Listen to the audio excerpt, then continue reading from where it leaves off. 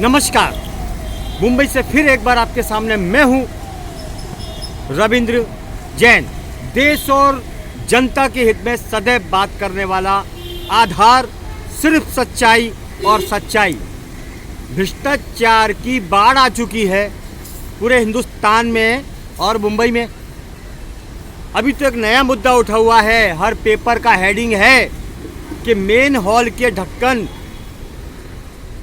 चोरी हो जाते हैं, भंगार वालों को बिक जाते हैं और बीएमसी शक्ल देखती है कि कब कोई गिरे फिर उसका इंतजाम करती है। हालात बड़े खतरनाक हैं। अब ये ढक्कन कौन चोरी करता है, इसके पीछे कौन सा षड्यंत्र है और कौन हफ्ता खाता है। बार बार हम एक ही बात बोलेंगे कि भ्रष्टाचार की नदियाँ तभी बहती हैं जब शासन प्रशासन की मिली भगत होती है। मैं ये नहीं कह रहा हूँ कि सभी की मिली भगत होती है, लेकिन शासन प्रशासन में बैठे 99% लोग डकैत हो चुके हैं जिनका इलाज हमारी कोर्ट के पास भी नहीं है, क्योंकि तारीखें मिलती हैं और वो छूट जाते हैं, जांच करवाने वाले को फंसा देते हैं। ये हाल है। बहती गंगा में सब हाथ धोते हैं, इसीलिए गाना कहा गया है कि राम तेरी गंगा मैली हो चुकी। उसमें भी यही बताया गया है कि बड़े बड़े नेता कितने बड़े डकैत होते हैं। सफ़ेद पोश जो नेता हमारे देश के दुश्मन होते हैं। दीमक से बचा जा सकता है लेकिन हमारे नेताओं से नहीं। हर चीज़ से बचा सकता है, हमारे देश को बचाया जा सकता है, लेकिन नेताओं से नहीं। हमारे देश की बर्बादी में इन नेताओं का हाथ है।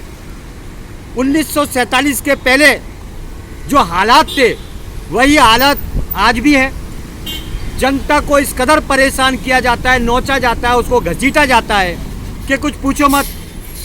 ये मिली भगत है शासन प्रशासन की। हर जगह अवैध कब्जे, इसमें कौन? बीएमसी और नेता। हम आपको सच्चाई बताते हैं कि जब कोई बीएमसी की गाड़ी या पुलिस की गाड़ी अपने दौरे पर निकलती है अपने काम को अंजाम लेने के लिए, तो उन्हीं के फंटर फ़ोन करते हैं अवैध कब्जे वालों से कि हमारा तुम्हारा बाप आ रहा है, साहब आ रहा है, तुम फटाफट कब्जे हटा लो। और बीएमसी में मिले हुए फंटर जो दलाल हैं वो भी यही करते हैं, हम आ रहे हैं आपका सामान उठाने के लिए, आप फटाफट हटा लो। ये मिली जुली सरकार साठगांठ, ये सब दल्ले हैं साले। ये दलाल बन चुके हैं और अपने देश को हलाल करने पर आमादा हैं। इनके ऊपर कार्रवाई नहीं होती, हमारी कोर्ट भी संज्ञान नहीं लेती। आम पब्लिक को हैरान करते हैं, कभी थैलिया के नाम पर पकड़ेंगे, कभी चालान के नाम पर पकड़ेंगे, बस पकड़ेंगे, जनता को पकड़ेंगे और खुद वसूलीबाज हैं। इनको कौन पकड़ेगा? वसूली भी करते हैं, वसूली भी करवाते हैं, गलत का भी खाते हैं और सही का भी खाते हैं। देश की हालत बद से बदतर हो चुकी है। जिसकी जिम्मेदारी देश संभालने की है वो झूम रहा है।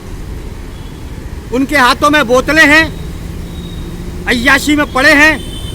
ये सिस्टम हो चुका है हमारे देश का, धर्रा बदल चुका है हमारे देश का। क्या होगा अब हमारे देश का, ये तो भगवान मालिक है। चोर चोर मौसेरे भाई, एक तरफ कहते हैं सावधान हो जाओ, जनता को कहते हैं सावधान हो जाओ, उधर चोर को कहते हैं बिंदास चोरी कर।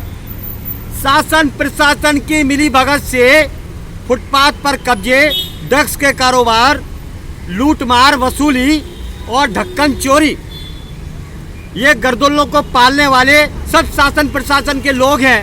वोट बैंक की राजधानी है।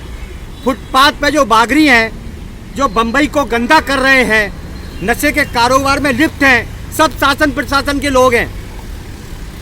बम्बई खराब होती जा रही है, लोगों को परेशानी है, चलने को जगह नहीं है, टैक्स भी वसूलेंगे जनता से। और जो 2-2 करोड़ की 10-10 करोड़ की जिनकी दुकानें हैं, उनकी दुकानों के आगे फेरी वालों का कब्जा है। इनको माल खाना है, कायदा कानून भारत में कोई है नहीं। आम जनता पिसती है, पिसने दो। आम जनता मरती है, मरने दो, क्योंकि भारत की जनता कीड़े मकोड़े की तरह हो चुकी है। नेताओं को परवाह नहीं है और जनता मुंह खोलती नहीं है। हालात बहुत ख़राब हैं। हालात बहुत खराब है। ऐसा लगता है कि बड़ी क्रांति आएगी, जनता पीछे होगी, नेता आगे होगा। अब हाल ऐसा ही होगा। जनता को परेशान कर दिया। नौनों आंसू रुलाने वाले शासन प्रशासन में बैठे हुए 99% लोग हैं और सब मिली भगत। आप कंप्लेंट कराने कहाँ पे जाओगे?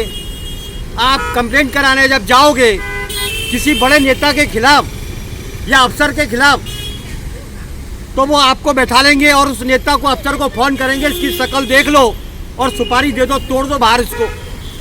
ये गंदगी फैली हुई है। इनकी औलादों के साथ भी ऐसा होना चाहिए। अगर सख्त कानून नहीं बना हमारे नेताओं के ऊपर तो हमारे देश को बेच के ख़त्म कर देंगे, देश को नंगा कर देंगे। आए दिन बलात्कार के कांड, आए दिन रेप के कांड, कोर्ट में मिलती है भर भर के तारीख। जवानी में केस दर्ज होता है, बुढ़ापे में फैसला आता है, जब तक आदमी बर्बाद हो जाता है। कोर्ट तो ऐसा हो गया है जैसे नेताओं के बाप की जागीर हो। हर मामले में कोर्ट पहुंच जाते हैं। आज उसने हमारे खिलाफ ये बोला, आज उसने ये टिप्पणी की, आज फेसबुक पे ये आ गया, आज फलाना आ गया, आज ढिमाका आ गया। सबसे बड़े अपराधी शासन प्रशासन में बैठे हुए लोग हैं। लेकिन ये अपनी जान बचाने के लिए, इज्जत बचाने के लिए फेसबुक पे कमेंट्स आया है, इसलिए हमने उसको गिरफ्तार कर लिया। फेसबुक के कमेंट से कोई हानि नहीं होती। करप्शन तो हमारे शासन प्रशासन के अंदर फैला हुआ है, इनके खून में फैला हुआ है। ये गंदगी घुसी हुई है, ये कब साफ होगी? कोई इलाज है? कोविड में तो पकड़ पकड़ के इंजेक्शन ठोक दिया गया, लेकिन करप्शन की गंदगी में कोई इंजेक्शन है? कोई दवाई है? इसका कोई इलाज नहीं है। अय्याशी में पड़ा है शासन प्रशासन का हर एक बंदा। 99 बेईमान फिर भी मेरा देश महान, वारे मेरे भारत। ये हाल है हमारे शासन प्रशासन का। कोई सुनवाई नहीं। हम भौंकते हैं, भौंकने दो, चिल्लाते हैं, चिल्लाने दो। क्रांतिकारी मर गए अपने भारत की आज़ादी के लिए, लेकिन आज इन नेताओं ने उन आज़ादी के सिपाहियों का अपमान किया है। शासन प्रशासन भी अपमान करता है। देश आज़ाद हो चुका, इनके बाप का क्या गया? अब इनको खाने को मिलता है, वापिस से वही कर रहे हैं जो अंग्रेजों ने किया, जो मुगलों ने किया। लूटो, देश को लूटो, देश को लूटो, आम जनता को लूट रहे हैं। ये हालात बड़ी खराब है, बहुत हालत खराब है। देश के घर का बच्चा बच्चा इस बजट से नाखुश है। घर का बजट इतना परेशान करता है कि आम लोग जहर खा के अपनी लीला को समाप्त करते हैं। जीने की इच्छा खत्म हो चुकी है। इस तरह घर का बजट हो चुका है, लेकिन शासन प्रशासन की मस्ती में कोई फर्क नहीं आता है। यह हंटर शासन प्रशासन में होना चाहिए कि गंदगी क्यों भारत में, क्यों दारू के कारोबार, ड्रग्स के कारोबार, उठाए गिरोह के कारोबार, गर्दुल्लों के कारोबार, रोड फुटपाथ जाम है उसके कारोबार। हर कारोबार के अंदर शासन प्रशासन की मिली भगत है, वरना भारत तो योद्धाओं का देश है, या परिंदा भी पर नहीं मार सकता। जिस भारत में जड़ी बूटियां हो, वो भारत में नशे के कारोबार कैसे हो सकते हैं? इसमें नेताओं की मिली भगत, क्योंकि इनके खून के अंदर मुगलों का कहीं ना कहीं अंश है, अंग्रेजों का कहीं ना कहीं अंश है। चलिए फिर आऊँगा नए विषय के साथ। मैं हूँ मुंबई से रविंद्र जैन, देश और जनता के इसमें सदैव तत्पर। जय हिंद।